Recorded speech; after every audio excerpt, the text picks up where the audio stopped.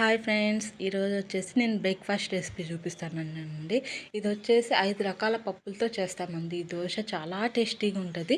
ఇది తమిళ తలవాస్ ఎక్కువ తింటారండి. ఇది నాన్ వెజ్లోకి వాళ్ళు చికెన్ మటన్లోకి ఇది బాగా తింటారండి. దిబ్బ రొట్టెలాగా వేసుకొని చికెన్ మటన్ సూప్లో డిప్ చేసుకొని మరీ తింటారండి. ఇది డైటింగ్ ఉన్న వాళ్ళకు కూడా బాగా యూజ్ అవుతుందండి. ఒక్క అట్టు తింటే గిన మధ్యాహ్నం వరకు టమ్మీ ఫుల్ ప్లస్ ఆకలి అనేది కాదండి. Simple easy process.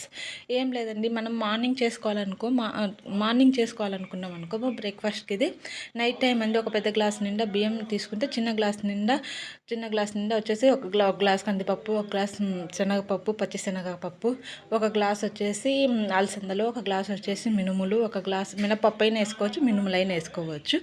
తర్వాత ఒక గుప్పెడు వేరుశనగ గుండ్లు వేసేసి కొన్ని మెంతులు వేసేసి నైట్ టైం వాటర్లో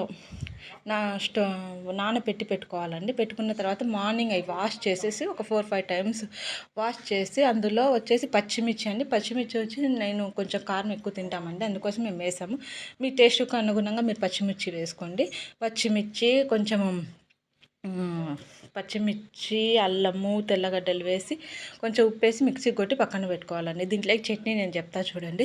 దీంట్లోకి చట్నీ వచ్చేసి ఒక ఎర్రగడ్డలు, కొబ్బరి, ఉప్పు, కారం వేసి మిక్సీ కొట్టి పక్కన పెట్టుకోవాలండి. ఇది ఎర్రగడ్డ కారం అండి. కావాలంటే పల్లి చట్నీ అయినా తినొచ్చు. మేము ఎర్రగడ్డ కారం ఎక్కువ తింటామండి, దీంట్లోకి బాగుంటుందని చెప్పేసి.